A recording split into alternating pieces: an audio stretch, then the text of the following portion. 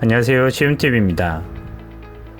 삼성과 경쟁하던 애플은 잡스가 사라진 뒤 글로벌 시장에서의 하향세가 뚜렷해지고 있습니다.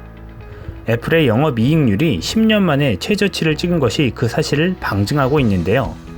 끊임없이 변화된 제품을 내놓는 삼성에 반해 애플은 혁신적인 제품을 내놓지 못하고 있습니다. 게다가 효자 노릇을 하던 아이폰의 매출 기여도도 절반 이하로 떨어졌습니다. 이제 애플은 화웨이와의 경쟁 구도를 짜야 하는 상황입니다. 그런데 애플의 CEO인 팀 쿡의 삼성을 향한 발언이 화제가 되고 있습니다. 트럼프와의 만찬 중에 관세를 내지 않는 삼성과 경쟁하기가 어렵다라고 발언한 것이 그것입니다. 이는 삼성도 관세를 내게 해달라는 암묵적 요청이었습니다. 그리고 사실상 이제 애플은 삼성과 정상적으로는 경쟁할 상대가 아니라는 것을 실토한 것이나 다름없습니다. 실력 경쟁으로는 이제 이길 수 없다는 현실을 받아들인 것이기 때문입니다. 그러면서 애플은 트럼프의 과격한 협상 방식에 기대는 모양새입니다.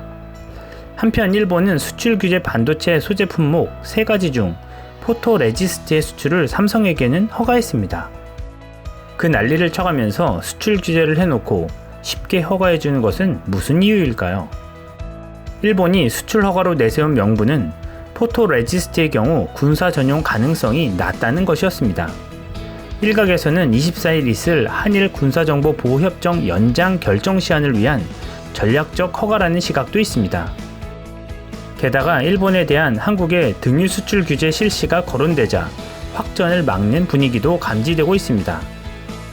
한국에게 수출 규제로 타격이 생기게 될 경우 화이트리스트 때처럼 맞대응으로 한국이 일본의 등유 수출을 규제하게 될 수 있다고 블룸버그 통신이 전했기 때문입니다. 지난해에는 일본 등유 수입의 79%를 한국산이 차지했고 이는 일본 전체 등유 수요의 13%나 된다고 합니다. 규제 조치를 한다면 대체 조달처로 중국이나 싱가포르를 찾는다 해도 운송비가 만만치 않아 등유의 가격 상승이 불가피한 상황입니다. 이뿐만이 아닙니다. 삼성은 이번 수출 규제 사태를 겪으면서 반도체 소재 부품에 있어서는 탈일본화의 원칙을 확실히 세워나가고 있습니다. 그도 그럴 것이 일본이 전략적으로 삼성의 차세대 시스템 반도체를 공략해 수출 규제를 했기 때문에 이에 대한 탈일본화 전략은 필수적이라는 것입니다. 특히 삼성전자가 2030년까지 글로벌 1위로 만들겠다는 시스템 반도체 분야에서 무려 133조를 투자하면서 탈일본화가 더욱 두드러지게 진행되고 있습니다. 그래서 200여 개에 달하는 일본산 소재나 화학약품을 국산을 비롯한 미국, 유럽 등의 소재로의 교체 작업에 우선적으로 박차를 가하고 있습니다. 반면에 일본 부품 소재 기업들은 삼성이라는 큰 손을 놓치지 않으려고 발버둥 치고 있습니다. 일본 기업들이 한국에 고품질 제품을 생산해 한국에 수출하기 위해 한국의 생산 라인을 증설하겠다는 제안을 한 것으로도 알려졌습니다. 반도체 부품 소재를 대량 구입해줄 회사는 삼성밖에 없다는 것을 잘 알기 때문이죠. 일은 아베 정부가 저질러 놓고 수습은 기업들이 알아서 하는 상황입니다. 지난번 영상에서도 일본의 비정상적인 수출 규제에도 트럼프가 침묵하고 있다는 것이 수상하다고 말씀드린 바 있습니다.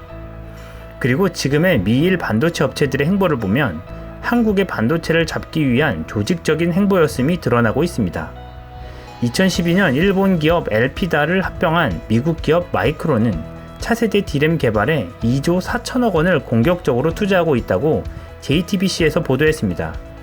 그리고 한국을 견제하기 위해 수출 규제가 있기 전 치밀하게 전수조사를 했다는 보도도 있었습니다. 실제로 마이크론의 주가는 수출 규제가 있기 전 급격하게 올랐습니다. 이 모든 것들이 미국과 일본이 사전에 한국 반도체 기업들을 견제하기 위한 것이었다고 볼 수 있는 대목입니다. 그럼에도 삼성은 다음 달 4일 일본 시나가와 인터시티홀에서 열리는 글로벌 파운드리 행사를 예정대로 열기로 했습니다. 고객사에게 극자외선 공정 제품을 소개하기로 했기 때문입니다. 주변의 공격에도 흔들리지 않고 굳건히 나가는 모습이 역시 한국 기업이구나 하는 생각을 갖게 합니다. 앞으로도 한국의 대표 기업인 삼성과 SK 하이닉스가 반도체 분야에서의 기술 패권에서 미국과 일본을 통쾌하게 앞서 나가는 모습을 보여주기를 기대해 봅니다. 이상 시온TV였습니다.